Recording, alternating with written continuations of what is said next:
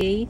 So, sasagutin natin yung isang katanungan ng followers natin na ang sabi niya is kung nakakapag-astral ka ba, ibig bang sabihin mataas yung frequency mo or high frequency ka? So, very good question. So, everything external to you is programming you, programming your consciousness, programming your avatar.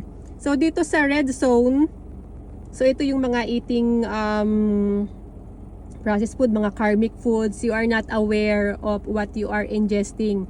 So, this food will keep you trapped in a lower consciousness or in a lower vibration. So, this is the 3D and 4D dimension.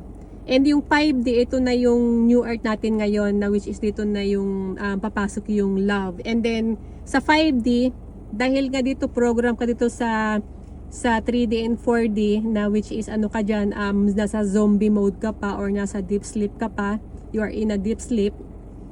So, dito sa 5D, kaya tayo nagkaroon ng upgrade or ng energy shift is para ma-rewrite mo yung script mo.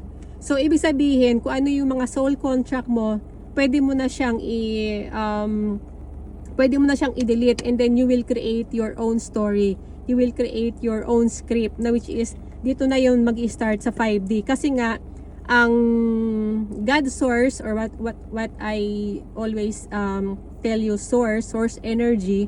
So, ang source energy, ito yung pinaka main character dito sa Matrix Game of Life natin. That is a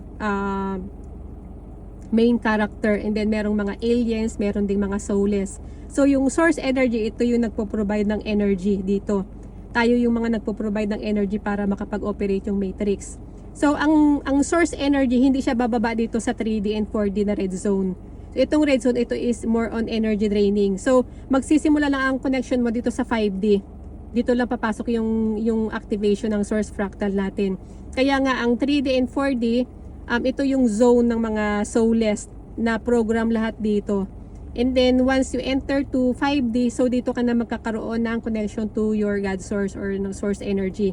Kaya sa 3D and 4D, which is red zone, you don't have source connection, you don't have soul, and you don't have source connection.